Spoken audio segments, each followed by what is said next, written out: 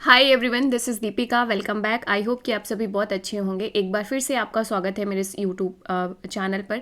और आज हम डिस्कस करेंगे इंडियन पॉलिटिकल थॉट का एक important topic, that is Mahatma Gandhi के पॉलिटिकल आइडियाज़। तो बहुत बेसिक मैं बात नहीं करूँगी महात्मा गांधी के बारे में, उनकी लाइफ एंड ऑल, क्योंकि वो मैं ये मानकर चल रही हूँ कि इतनी बेसिक इन्फॉर्मेशन आपने ऑलरेडी गेन कर ली होगी बुक से, आप ऑलरेडी ये पता होगा। तो हम डायरेक्ट बात करेंगे इनके पॉलिटिकल आइडियाज़ पर। हम इनके बहुत सारे कंसेप्ट को डिस्कस करेंगे, जैसे नॉन वायलेंस या अहिंसा का कंसेप्ट, फिर satyagraha, then critique of modern civilisation, concept of swaraj, sarvodaya, then Gandhi का जो एंड्स एंड मीन का कंसेप्ट है, जहाँ पर वो role of ethics in politics की बात करेंगे, then concept of rights and duties Gandhi के according, then Gandhi on state, then education and women पे जो गांधी जी के थॉट थे। तो इतने सारे पॉइंट्स को आज के डिस्कशन में हम कवर करेंगे, जिससे कि एक कॉम्प्रिहेंसिव प्रिपरेशन हो जाएगी आपके political ideas of Mahatma Gandhi. और किसी भी तरीके से क्वेश्चन पूछा जाएगा, आप उसे लिख पाएंगे। ओके। तो बेसिक इन्फॉर्मेशन नहीं डिस्कस कर रही हूँ मैं गाइस, वो आप कवर कर लेना अपने अपनी बुक से कवर कर लेना या कहीं और से कवर कर लेना। ओके। सो वीडियो को डिटेल में डिस्कस करने से पहले एक छोटी सी रिक्वेस्ट है guys, please like share and subscribe मेरी चैनल। आप में से मैं हमेशा कहती हूँ कि 80% मेरे व्यूअर्स हैं, ये मेरा एनालिटिक्स बता रहा है चैनल का, कि आप में से चैनल सब्सक्राइब नहीं किया है गाइस। अगर आपको वाकई मेरे वीडियोज़ से हेल्प हो रही है, कुछ एडवांटेज मिल रहा है, तो गाइज प्लीज़ सब्सक्राइब मेरी channel, it's a humble request. तो इंट्रोडक्शन आप लिखेंगे बेसिक गांधी जी के बारे में, बट जब हम पॉलिटिकल आइडियाज़ बात कर रहे हैं तो जो गांधीज़म है, एक आइडियोलॉजी है, उसके हिसाब से हम इंट्रोडक्शन लिखेंगे। जैसे कि फॉर एग्जांपल यहाँ पर हम इंट्रोडक्शन लिख सकते हैं कि एक हम प्रोफेसर हुमायूं कबीर का पॉइंट ऑफ व्यू ले सकते हैं, जो गांधी को फिलोसोफर नहीं मानते, एक पॉलिटिकल फिलोसोफर नहीं मानते हैं। ओके। वो कहते हैं कि गांधी एक स्ट्रैटेजिस्ट थे, वो स्ट्रैटेजी बनाते थे, जो मासेस थी, जो पॉपुलेशन थी, उनकी साइकोलॉजी से प्ले करते थे, राइट, और अपनी एक्शंस लेते थे। He was a man of actions, right. वो स्ट्रैटेजीज बनाते थे एक on the basis of psychology human being की, और मासेस की जो एस्पिरेशंस थी, नीड्स थी, उनको समझते थे। उस बेसिस पर वो एक्शंस लेते थे और उन्हें सक्सेसफुल बनाते थे और गोल अचीव करते थे। बहुत सारे लोगों को वो इंस्पायर करते हैं ट्रुथ को फाइंड आउट करने के लिए, और इसकी वजह से he was the successful mass leader. और गांधी के पॉलिटिकल थॉट में हम ट्रांजिशन भी देखने को हमें मिलेंगे। गांधी ने अब खुद डिनाई किया है कि गांधीवाद जैसी कोई चीज़ नहीं एग्जिस्ट करती, जिसे हम गांधीज़म कहते हैं। मतलब जो गांधी जी की पॉलिटिकल फ़िलॉसफी है या फिलॉसफी ऑफ गांधी, तो उसे हम गांधीज़म कहते हैं, जो भी आइडियाज़ हैं गांधी के। तो गांधी ने खुद डिनाई किया इस चीज़ को कि there is a no existence of Gandhism, गांधीवाद जैसी कोई चीज़ नहीं है। ओके।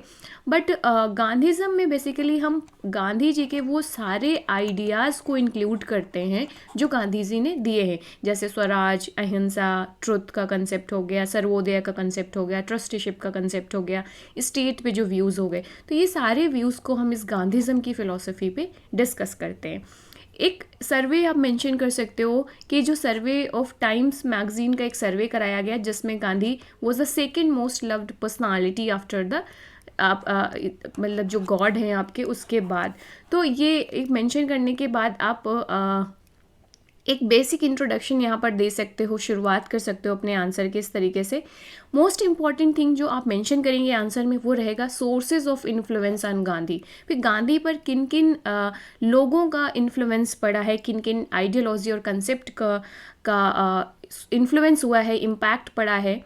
तो जैसे कि बहुत सारे रिलीजियस टेक्स्ट हैं जिन्होंने गांधी जी पर बहुत ज़्यादा प्रभाव डाला, Bhagavad Gita, right, Ramayana, Buddhist, Jain text, Bible, Quran, ये सारे बहुत सारे ऐसे रिलीजियस टेक्स्ट हैं जिनकी फ़िलॉसफी से, जिनके थॉट से इंस्पायर हुए थे गांधी जी। इसके बाद इन रिलीजियस टेक्स्ट के अलावा, जैसे कि लियो टॉलस्टॉय की बुक है kingdom of God with in you, जिससे बहुत ज़्यादा इंस्पायर हैं। फिर जॉन रस्किन की बुक है ऑन टू दिस लास्ट। इसके बाद से सॉक्रेट्स, प्लेटो, रूसो, इन सारे रूसो से जैसे कि वो बात करेंगे कि जैसे क्रिटिक ऑफ मॉडर्निटी की जब हम बात करेंगे, तो वो रूसो से बहुत ज़्यादा प्रभावित हैं यहाँ पर। सॉक्रेट्स एंड प्लेटो की बात करें तो जो इस तरीके से इन्होंने एथिक्स को इंक्लूड करने की बात करते हैं पॉलिटिक्स में, तो बहुत ज़्यादा प्रभावित है इस कंसेप्ट से। इसके बाद से माई एक्सपेरिमेंट विथ ट्रुथ में गांधी जी लिखते हैं कि एक जो ड्रामा हम लोग बचपन से पढ़ते आए हैं ना, हरीशचंद्र का, जो ट्रुथ को लेकर है, तो उसका डीप इम्पैक्ट पड़ा है उनकी पर्सनालिटी में सिंस चाइल्डहुड। तो ये कुछ इंपॉर्टेंट एस्पेक्ट आप मेंशन कर सकते हो जिन्होंने बहुत डीप इम्पैक्ट डाला है गांधी जी के थॉट्स पर, और गांधी जी के आइडियाज़ और thoughts on the basis of these books and persons shape हुए हैं। अब हम डायरेक्टली आते हैं अपने गांधी के पॉलिटिकल थॉट पर, right. So political ideas of Mahatma Gandhi की अगर हम बात करें तो हम उनको डिफरेंट कैटेगरीज में मतलब ऐसे सेपरेट करके हम उन्हें डिस्कस करेंगे, डिफरेंट कैटेगरीज में बांटेंगे और फिर डिस्कस करेंगे। तो पहली कैटेगरी में हम पहला टॉपिक डिस्कस करेंगे नॉन वायलेंस, जिसे हम अहिंसा के नाम से जानते हैं। तो ये बेसिक कंसेप्ट क्या है? तो ये जो अहिंसा या नॉन वायलेंस का कंसेप्ट है ना, आपको पता होगा कि ये फाउंडेशन है गांधीज पॉलिटिकल थॉट का, ओके, या गांधी जी की लाइफ का। सो कॉर्नर स्टोन या foundation of his political belief. और वो बात करते हैं कि जो नॉन वायलेंस है, नॉन वायलेंस का सिर्फ ये मतलब नहीं है कि हम किसी पर वायलेंस नहीं करेंगे, नॉट कमिटिंग वायलेंस, ये बहुत ही नैरो डेफिनेशन है। According to Gandhi non violence की एक ब्रॉड डेफिनेशंस होनी चाहिए, ओके ये सिर्फ नॉट कमिटिंग वायलेंस तक सीमित नहीं है, लिमिटेड नहीं है, okay. So it is just not a moral principle, it is a powerful political tool जिसको हम यूज़ करेंगे जो अप्रेशन हो रहा है, जो एक्सप्लॉइटेशन हो रहा है, उसको चैलेंज करने के लिए, ओके। और हम एक टूल के रूप में इसे इस्तेमाल कर सकते हैं अगर हमें सोशल एंड पॉलिटिकल चेंजेस लाने हैं सोसाइटी में। तो जो नॉन वायलेंस या अहिंसा का कंसेप्ट है, ये अपने आप में बहुत ही ब्रॉड कंसेप्ट है। जैसा ऑलरेडी मैंने बताया यहाँ पर कि गांधी जी ने इसे नैरो और निगेटिव सेंस में बात नहीं की है। मतलब अगर हम नैरो और निगेटिव सेंस में डिफाइन करेंगे नॉन वायलेंस को, तो ये सिर्फ नॉट कमिटिंग वायलेंस तक लिमिटेड हो जाएगा। गांधी जी कहते हैं कि ये इसके अहेड है, इससे कहीं ज़्यादा कंसेप्ट आइडियाज़ इंक्लूड होते हैं नॉन वायलेंस में। So ahimsa should be understood in the broad and positive sense. It is a feeling of love, fraternity, right, brotherhood की फीलिंग्स हो गई। तो गांधी जी इस कंक्लूजन में पहुंचते हैं कि अगर हमें लाइफ का ऑब्जेक्टिव है अटेनमेंट ऑफ द ट्रुथ, तो हमें अहिंसा का पाथ फॉलो करना होगा, ओके। सो आपको मतलब ऐसा नहीं है कि आप जो वायलेंस है ना वो किसी भी तरीके से नहीं कर सकते हैं। आप फोर्स का इस्तेमाल नहीं कर सकते, आप ऐसे वर्ड्स का इस्तेमाल नहीं कर सकते हैं जो लोगों को हर्ट करे, राइट, लोगों के इमोशंस के साथ प्ले नहीं कर सकते हैं। तो बहुत ही ब्रॉड डेफिनेशन है नॉन वायलेंस की।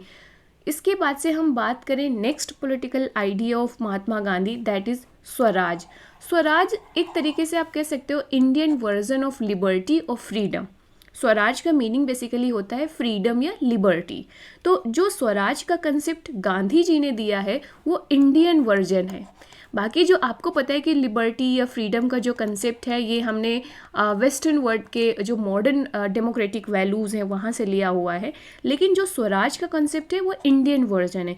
इंडिया के, क्योंकि इंडिया में हम सिर्फ मॉडर्निटी के साथ साथ स्पिरिचुअलिटी भी थी, ये भी ध्यान रखना है कि स्पिरिचुअलिज्म को बहुत ज़्यादा फॉलो किया जाता था इंडियन कंटेक्स्ट पे, और गांधी जी पे प्रभावित थे इससे। तो स्वराज का था क्या है, Indian version of liberty and freedom है।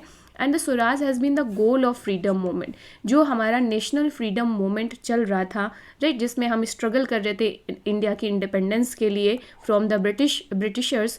तो यहाँ पर फ्रीडम मूवमेंट का गोल था हमारा क्या था, स्वराज, कि हमें हमें हमें लिबरेशन करना है इंडिया का, हमें फ्रीडम गेन करनी है, हमें इंडिपेंडेंस गेन करनी है, ओके। और इसके बाद से गांधी जी का जो कंसेप्ट है स्वराज का या सेल्फ रूल का, ये हर तरीके से है। मतलब अपने खुद पर भी जो आपके कंट्रोल एक तरीके से कह सकते हो वो भी इंडिविजुअल्स का होना चाहिए। अभी हम स्टेट के कंसेप्ट में इस चीज़ को देखेंगे कि गांधी जी क्यों कहते हैं कि हमें स्टेट की ज़रूरत नहीं है अपने राम राज्य के कंसेप्ट पे, ओके। तो यस, तो गांधी जी कहते हैं कि सेल्फ रूल में क्या होना चाहिए, इंडियंस पर इंडिया पर इंडियंस ही रूल करेंगे, ना कि Britishers, okay. And this was the basic inspiration जहाँ पर हम स्ट्रगल कर रहे थे इंडिपेंडेंस गेन करने के लिए, okay. So Gandhi believe that कि people of India should have control over their own political and economic and social affairs. Every aspect of the Indians, चाहे वो इकोनॉमिक हो, चाहे वो सोशल हो, चाहे वो रिलीजियस हो, कोई भी एस्पेक्ट हो, उस पर इंडियंस का कंट्रोल हो, ना कि आउटसाइडर्स जो ब्रिटिशर्स हैं। ओके, सो गांधी का जो स्वराज का कंसेप्ट है, इसमें लियो टॉलस्टॉय के कंसेप्ट से बहुत ज़्यादा प्रभावित हैं। जो उनकी एक बुक थी kingdom of God is with in you. Okay, it means that you does not require any external control, मतलब इंडिविजुअल बीइंग जो है उसको एक्सटर्नल कंट्रोल की ज़रूरत नहीं है, वो उसमें इतनी ज़्यादा पावर है, एबिलिटीज़ है सेल्फ रूल करने की, राइट चाहे वो अपने बिहेवियर का कंट्रोल करने को हो, चाहे वो अपने सोशल रोल को लेकर हो, कोई भी रोल हो सकता है। And this is the base जिसके आधार पर गांधी जी फर्दर कहेंगे कि हमें स्टेटलेस सोसाइटी चाहिए, राइट हमें क्या चाहिए, स्टेटलेस सोसाइटी चाहिए, जहाँ पर जिसे उन्होंने नाम दिया है राम राज्य। Getting it. अभी हम डिटेल में स्टेट के कंसेप्ट को देखेंगे। तो ये हो गया स्वराज का कंसेप्ट, लिख सकते हो आप। देन नेक्स्ट कंसेप्ट है सत्याग्रह। ओके, सो सत्याग्रह मतलब दो वर्ड से मिलकर बना है, सत्य प्लस आग्रह, जिसका मतलब होता है इंसिस्टेंस ऑन द ट्रुथ, मतलब हमें ट्रुथ पर फोकस करना है, ट्रुथ को गोल बनाना है। So Gandhi's concept of satyagraha basically it is a non violent resistance to the movement. हमें वायलेंस भी इस्तेमाल नहीं करना है और हमें ट्रुथ पर इंसिस्टेंस रहना है, जोर देना है। जैसे फॉर एग्जांपल कि अगर ब्रिटिश एक्सप्लॉयटेशन कर रहे हैं या वायलेंस कर रहे हैं इंडियंस के खिलाफ या इंडियंस पर, तो ऐसा नहीं कि हम भी हथियार उठा लें और उनके खिलाफ मतलब वायलेंस करने लग जाए। नहीं, गांधी जी का ये तरीका नहीं था। गांधी जी का मतलब था कि हमें क्या करना है, लगातार कंटिन्यूअस हमें बताना है इस चीज़ को कि भाई आप गलत कर रहे हो, आप एक्सप्लॉयटेशन कर रहे हो। Okay, so insistence on the truth. So non violent resistance movement के तरीके था, जिसका मेन एम था चैलेंज करना है अनजस्ट लॉज को एंड अनजस्ट सोशल प्रैक्टिसेस, जैसे फॉर एग्जांपल डिस्क्रिमिनेशन, रेसिज्म, जहाँ पर जो ब्रिटिशर्स थे वो अपने आप को सुपीरियर मानते थे, ब्रिटिश कल्चर को, वेस्टर्न कल्चर को सुपीरियर माना जाता था over the Indians. Unjust laws, जहाँ पर जस्टिस के जो केसेस थे वो अलग अलग तरीके से ट्रीट करना यूरोपियंस को और इंडियंस को, तो इस तरीके से इनको चैलेंज करना नॉन वायलेंट तरीके से। इसमें कुछ हद तक passive resistance, civil disobedience, non cooperation with the authorities, ये कुछ तरीके रहेंगे सत्याग्रह के। अभी हम एक मैं सेपरेट वीडियो बनाऊंगी जिसमें डिस्कस करूंगी कि what is the difference between passive resistance and the satyagraha, एक डिफरेंट वीडियो बनाएंगे। अभी यहाँ के लिए आप इतना मोर देन इनफ है कि सत्याग्रह में जो मीन्स हैं, जो तरीके अपनाए जाते हैं इंसिस्टेंस ऑन द ट्रुथ के लिए, वो पैसिव रेसिस्टेंस, सिविल डिसओबीडियंस या नॉन कोऑपरेशन। जो अथॉरिटीज़ हैं, जैसे फॉर एग्जांपल ब्रिटिशर्स के साथ में हमें नॉन कोऑपरेशन करना है, उनके साथ कोऑपरेट ही मत करो, वो सक्सेसफुल ही नहीं रहेंगे एडमिनिस्ट्रेशन रन करने में। सिविल डिसओबीडियंस, जो अनजस्ट लॉ हैं आप उन्हें ओबे ही मत करें, उन्हें डिसओबे करें। जैसे गांधी जी ने अपने सिविल डिसओबीडियंस मूवमेंट में जो नमक कानून था उसे तोड़ा था, जो सॉल्ट टैक्स का जो लॉ था उसे तोड़ा था। Getting it. इसके बाद से सत्याग्रह क्या है, according to Gandhi it is a conflict between good and evil. Good Indians represent करते हैं, इविल जो है ब्रिटिशर्स रिप्रेजेंट करते हैं। So British state represent the evil and Indian represented the good. और जो ये सत्याग्रह है ना, ये अच्छाई और बुराई के बीच की लड़ाई है। और गांधी जी ने ये कंक्लूजन निकाला कि हमेशा अच्छाई की जीत होगी बुराई के ऊपर।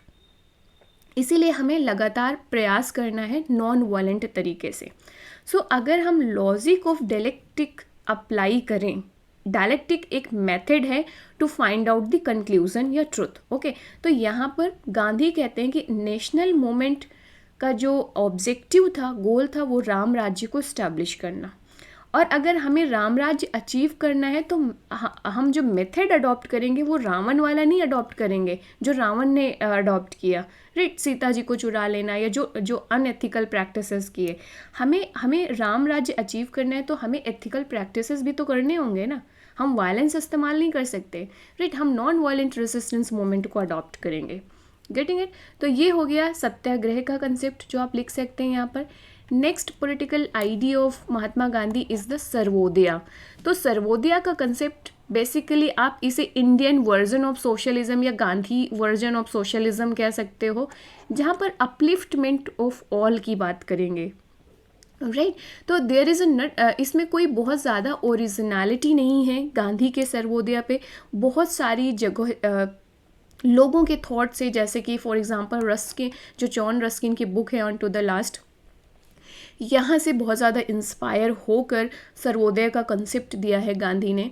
और यहाँ पर मेन बात की जाती है कि हमें जो पीपल्स है ना उनको इक्वल बनाना है। इक्वल किस टर्म में? Equal in terms of dignity, respect.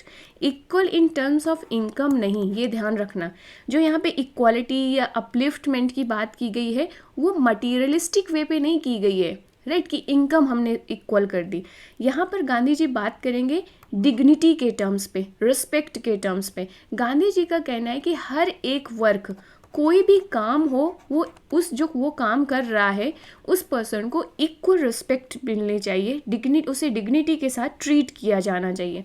जो लोग मैनुअल वर्क कर रहे हैं, ऐसा नहीं है कि हम उन्हें डिग्निटी के साथ ट्रीट ना करें। जैसे फॉर एग्जांपल फार्मर्स हो गए, कोई मज़दूर हो गए, तो लोग जनरली उन्हें इन्फीरियॉरिटी के साथ की नज़र से देखते हैं, उन्हें बहुत ही मतलब समझा जाता है कि लो कैटेगरी का। तो गांधी जी बोलते हैं कि this is unfair, okay, this is unethical.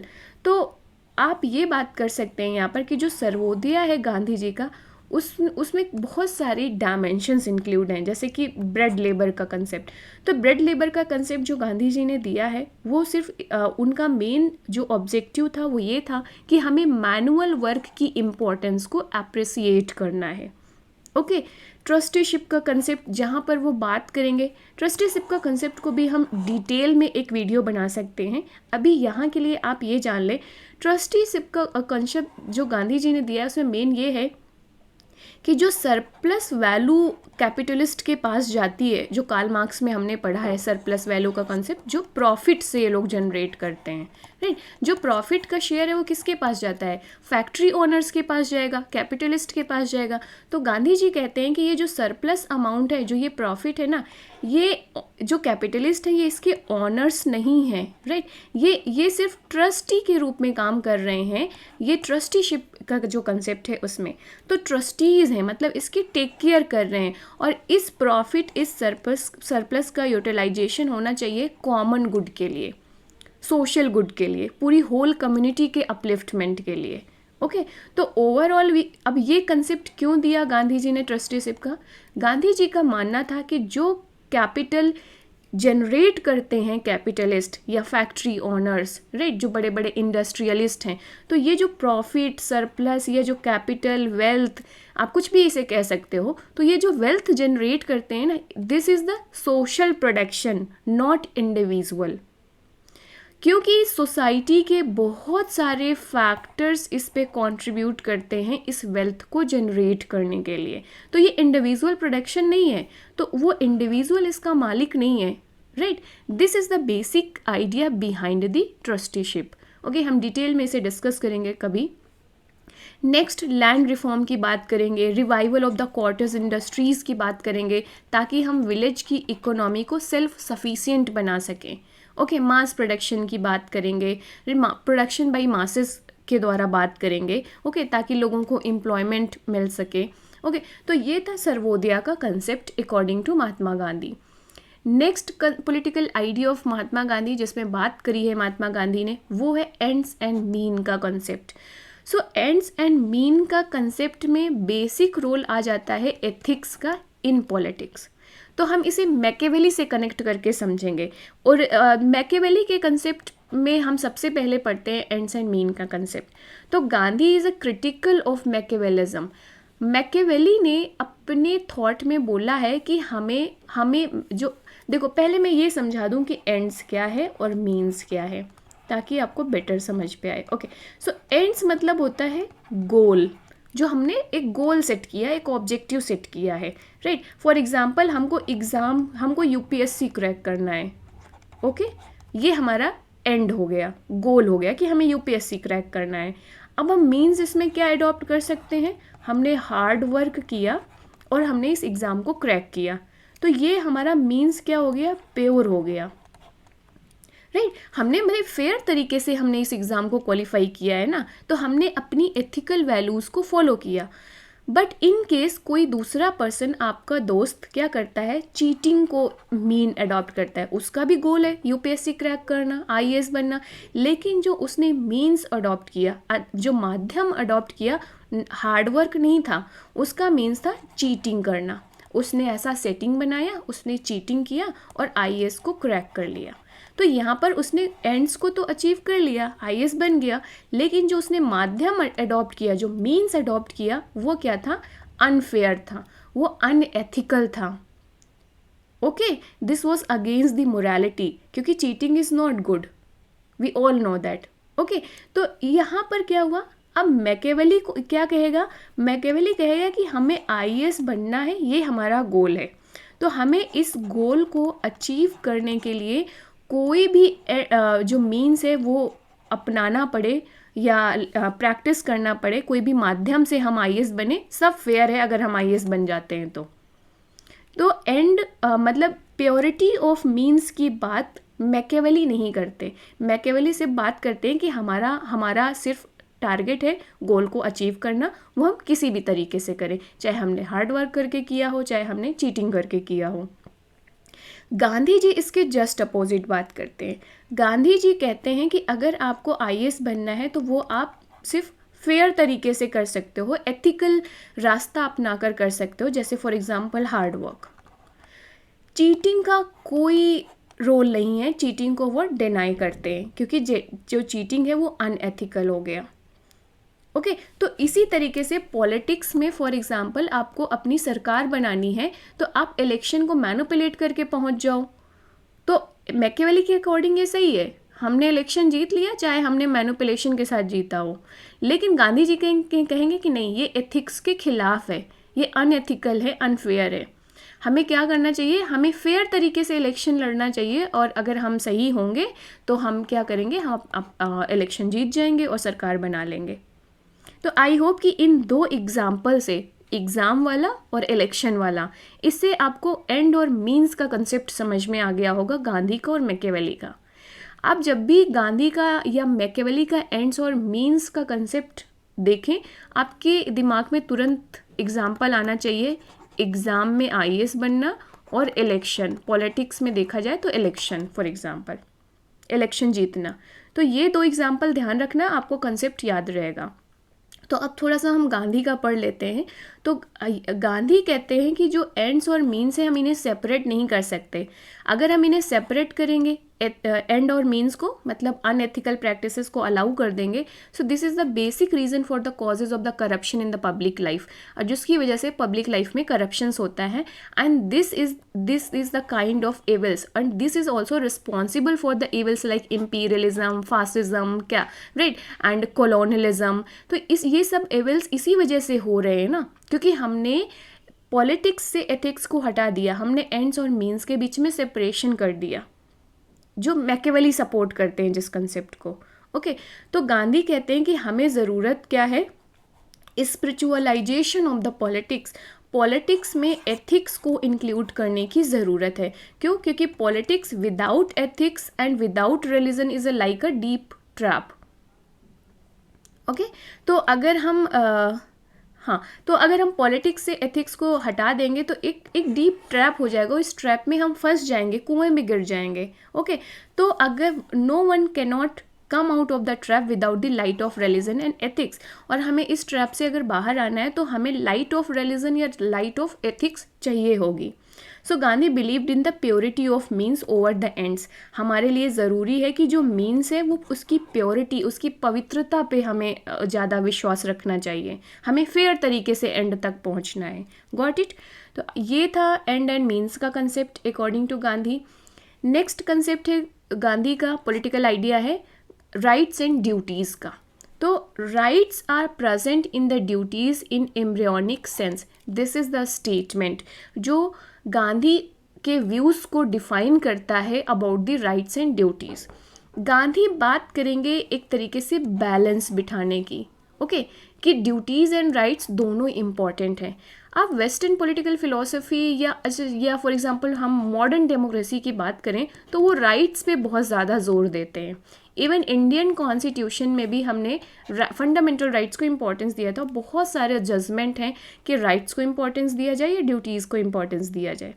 तो गांधी की बात करें तो वो बैलेंस बिठाने की कोशिश करते हैं राइट्स और ड्यूटीज़ के बीच में। ओके, गांधी जी का मानना था कि neither sacrifice individual for the sake of society nor sacrifice society for the sake of individual. तभी हम बैलेंस बना पाएंगे। मतलब सोसाइटी के लिए इंडिविजुअल को सेक्रीफाइस ना करना पड़े और ना ही इंडिविजुअल के लिए सोसाइटी को सेक्रीफाइस करना पड़े। So there should be a balance between the rights and duties and that ultimately will lead to the balance between the individual and society. So here Gandhi is inspired by the philosophy of निष्काम Karma found in the Gita. Gita में आपने निष्काम कर्मा की concept पढ़ा होगा, जिसमें वो कहते हैं कि हमें अपने कर्म करने चाहिए, हमें एक्शंस लेने चाहिए, हमें फ्रूट्स मतलब फल की चिंता नहीं करनी चाहिए for example. Okay, so Gita suggest to perform your duties. और फर्दर वो कहते हैं कि when we perform our duties we automatically get our rights and the results. Okay, so अगर हम अपनी ड्यूटीज़ कर रहे हैं, हम एक्शंस ले रहे हैं, तो रिजल्ट्स हमें अल्टीमेटली रिजल्ट्स ऑटोमेटिकली मिल जाएगा। तो रिजल्ट्स तो बाय डिफ़ॉल्ट है। आप कोई एक्शंस ले रहे हो, फॉर एग्जांपल हार्ड वर्क कर रहे हो एग्ज़ाम के लिए, तो उसके पॉजिटिव रिजल्ट्स तो फिर बाय डिफ़ॉल्ट है ना, ऑटोमेटिकली मिल जाएंगे। So rights and duties are neither antithetical and nor independent. ये गांधी जी का मानना था कि rights and duties are not independent. वो एक दूसरे से अलग नहीं है, बट एक दूसरे से कनेक्टेड है और एक दूसरे को पूरा करते हैं, कंप्लीट करते हैं। Okay, so this Gandhi's theory of rights come near to the Laski's theory of rights and duties, जो है फंक्शनल थ्योरी। ये कभी हम डिटेल में पढ़ेंगे इसका लास्की का कंसेप्ट। बट यहाँ पर क्या है ना, हम कंपैरेटिव स्टडी करके आंसर्स लिखेंगे तो आपको मार्क्स ज़्यादा मिलेंगे, क्योंकि हम गांधी के थॉट्स को और भी लोगों से कनेक्ट कर रहे हैं। जैसे मैकियावेली से कनेक्ट कर रहे हैं, हमने यहाँ पर लास्की से कनेक्ट कर दिया। ओके, नेक्स्ट पॉलिटिकल आइडिया है गांधी का स्टेट के बारे में। अब ये देखेंगे कि गांधी स्टेट के बारे में क्या व्यूज़ देते हैं। So Gandhi believe that state is a anti ethical to the idea of freedom. Okay, देखो, गांधी को बहुत सारे लोग अनार्किस्ट मानते हैं। अनार्किस्ट वो फिलोसोफर्स जो स्टेट को नहीं मानते, स्टेट को रिजेक्ट करते हैं।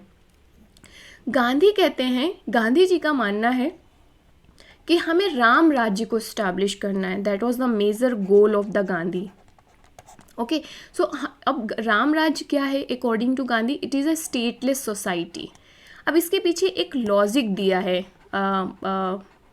गांधी ने कि भाई हम राम राज्य कैसे इस्टेब्लिश करेंगे। ये जो राम राज्य होगा वो स्टेटलेस सोसाइटी क्यों होगी, मतलब हमें स्टेट क्यों नहीं रिक्वायर है, यहाँ पर स्टेट की ज़रूरत क्यों नहीं है। तो गांधी जी कहते हैं कि हमें जो आइडिया ऑफ स्वराज है ना, वो इम्पॉर्टेंट है। तो स्टेट को उन्होंने आइडिया ऑफ स्वराज से कनेक्ट किया है। स्वराज मतलब self rule. Okay, self rule मतलब सेल्फ कंट्रोल।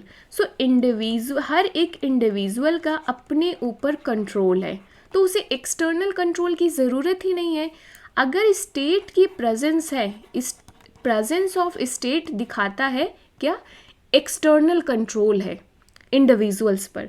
तो गांधी जी कहते हैं कि जो स्वराज का कंसेप्ट है ना, वो इतना जो स्वराज का कंसेप्ट है वो इतना डीप है, वो इतना स्ट्रॉन्ग है कि हमें जो इंडिविजुअल्स हैं उनको एक्सटर्नल कंट्रोल की ज़रूरत ही नहीं है। उनका self control is more than enough. So state is not compatible with the self rule. जो सेल्फ रूल है वो कहीं ज़्यादा स्ट्रॉन्ग है, इम्पॉर्टेंट है, सिग्निफिकेंट है राम राज्य बनाने के लिए। गांधी कहते हैं कि जो स्टेट है it is a symbol of weakness of man. अगर स्टेट एग्जिस्ट कर रहा है, हम स्टेट वाली सोसाइटी में रह रहे हैं, इसका मतलब जो इंडिविजुअल्स हैं वो वीक है, वो स्ट्रॉन्ग नहीं है। क्यों वीक हैं? क्योंकि वो सेल्फ रूल को प्रैक्टिस नहीं कर पा रहे हैं। और सेल्फ रूल कौन नहीं प्रैक्टिस कर पाएगा? जो वीक पर्सन होगा, उसका अपने आप पर कंट्रोल नहीं होगा। तो अगर इंडिविजुअल स्ट्रॉन्ग्स हैं तो उनका खुद पर कंट्रोल होगा, वो सेल्फ रूल को प्रैक्टिस कर पाएंगे, और ऐसे पे क्या होगा? हमें स्टेट की ज़रूरत नहीं होगी, हमें एक्सटर्नल कंट्रोल की ज़रूरत नहीं होगी। Getting it? तो ये हो गया गांधी ऑन स्टेट। नेक्स्ट अगर हम बात करें Gandhi on education, next political idea में गांधी ऑन एजुकेशन की बात की जाए तो जो गांधी की स्कीम ऑफ एजुकेशन है उसको नई तालीम नाम दिया गया। गांधी सजेस्ट करते हैं कि हमें क्या करना चाहिए, we have to learn from book of life rather than the life from the books. हम किताबों से ज़िंदगी के बारे में पढ़ें, इससे बेहतर होगा कि हम ज़िंदगी की किताब से पढ़ें और सीखें। तो आप गांधी फोकस करेंगे वोकेशनल एजुकेशन पर, वोकेशनल कोर्सेज पर जो स्किल डेवलपमेंट पे फोकस करते हैं। और स्किल डेवलपमेंट इसलिए ताकि अर्न एंड लर्न का कंसेप्ट जो गांधी जी का है कि आप स्किल सीखेंगे तो आपको एम्प्लॉयमेंट मिलेगा और आप अर्निंग कर सकेंगे। तो वोकेशनल एजुकेशन पे फोकस करते हैं, idea of earn and learn पर फोकस करते हैं। फर्दर गांधी प्लेटो की तरह ही बात करते हैं कि education to be a life long experience. ऐसा नहीं है कि हम 1 से 12th क्लास तक गए और हमने एजुकेशन कर ली, फिर हमने ग्रेजुएशन कर लिया, फिर हमने पोस्ट ग्रेजुएशन कर लिया। Education should be a life long experience, life long process. Okay, so Gandhi priority देते हैं learnings like social, forestry, nursing, वो सारी स्किल्स जो वोकेशनल एजुकेशन की कैटेगरी में आते हैं। कहीं ना कहीं ये जो फॉर्मल एजुकेशन है उसके ऊपर प्रायोरिटी देते हैं स्किल्स को। तो ये हो गया गांधी का व्यूज़ ऑन एजुकेशन। नेक्स्ट हम बात करें रिलीजियस टॉलरेंस की। तो आपको पता है कि Gandhi was in the favour of religious tolerance and unity. He believe that the people of different faith, चाहे वो किसी भी कम्युनिटी से हों, चाहे किसी भी रिलीजन से हो, वो साथ में रह सकते हैं इन पीस एंड हार्मनी। ये ऐसा उनका मानना था।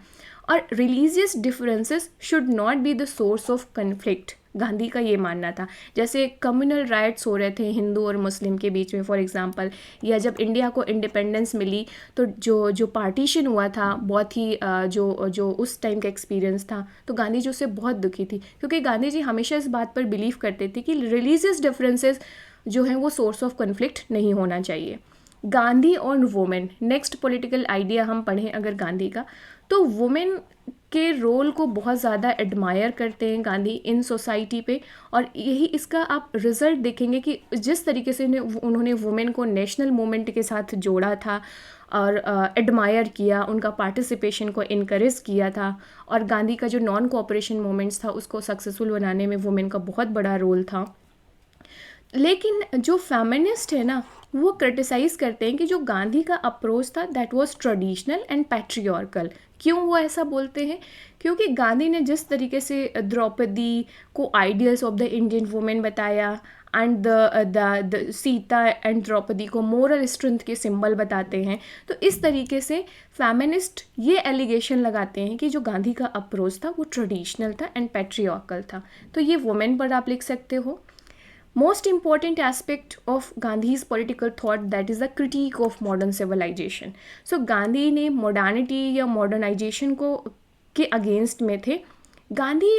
और आप ये देखेंगे कि Gandhi was not the first person and not the only person जिन्होंने मॉडर्न सिविलाइजेशन को क्रिटिसाइज़ किया है। वेस्टर्न फिलोसफी में इस ट्रेडिशन की शुरुआत होती है रूसो के साथ। अगर रूसो के पॉलिटिकल आइडियाज़ का थोड़ा बहुत भी आपको आइडिया है तो रूसो साइंस के अगेंस्ट में थे और रूसो ने मॉडर्न सिविलाइजेशन या मॉडर्निटी को बहुत ज़्यादा क्रिटिसाइज किया है। क्योंकि रूसो का मानना था कि मॉडर्न सिविलाइजेशन की वजह से ही प्राइवेट प्रॉपर्टी का कंसेप्ट आया और इसकी वजह से ही समाज में इनइक्वालिटी आ गई।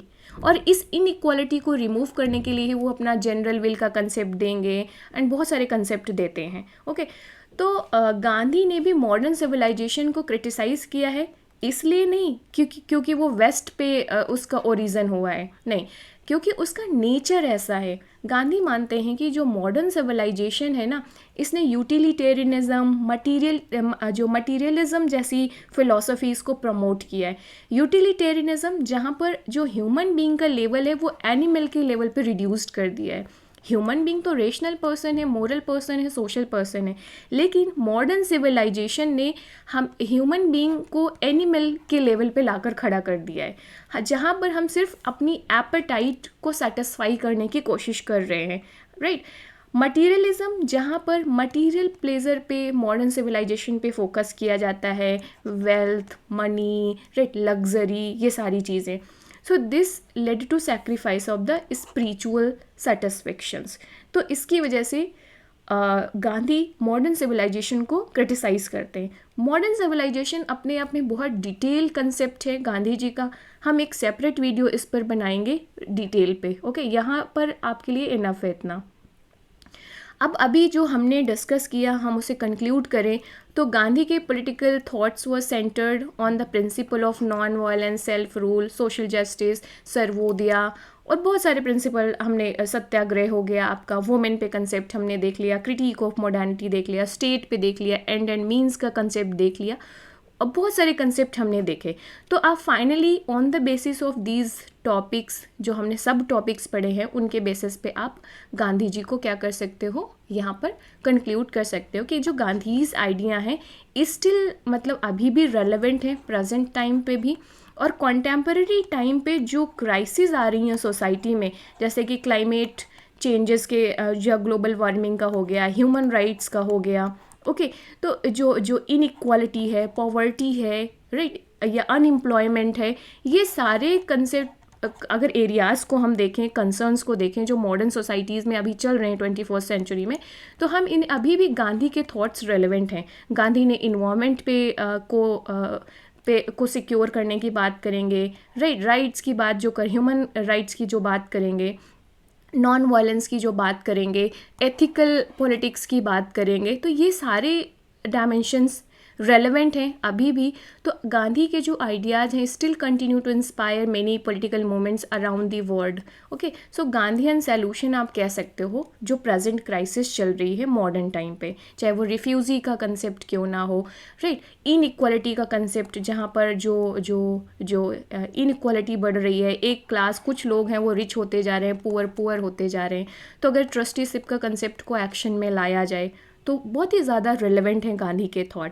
तो इस तरीके से आप कंक्लूड कर सकते हो गांधी जी को जो कॉन्टेम्पररी वर्ल्ड की क्राइसिस हैं, climate change, refugee crisis, human right violence, right, inequality, poverty, इन सब से कनेक्ट करके आप इसे कंक्लूड करोगे अपने आंसर को.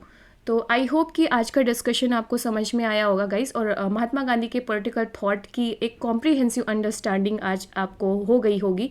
एंड कमेंट में बिलो कि आज का लेक्चर आपको कैसा लगा. कोई डाउट हो तो मुझे कमेंट करके पूछ सकते हैं आप. मुझे आप इंस्टाग्राम में फॉलो कर सकते हैं, मैं कोशिश करूँगी वहाँ पर आपके क्वेश्चंस को रिप्लाई करने की. And guys once again it's a humble request, बहुत सारे हार्डवर्क लगता है, एफर्ट्स लगता है इस तरीके के वीडियोज़ को प्रोड्यूस करने में, क्रिएट करने में. सो गाइज आप सब्सक्राइब तो कर सकते हैं चैनल को, एंड प्लीज़ वीडियो को लाइक ज़रूर करिएगा, अपने फ्रेंड्स के साथ ज़रूर शेयर करना. And thanks for watching, see you in the next video, bye bye, take care.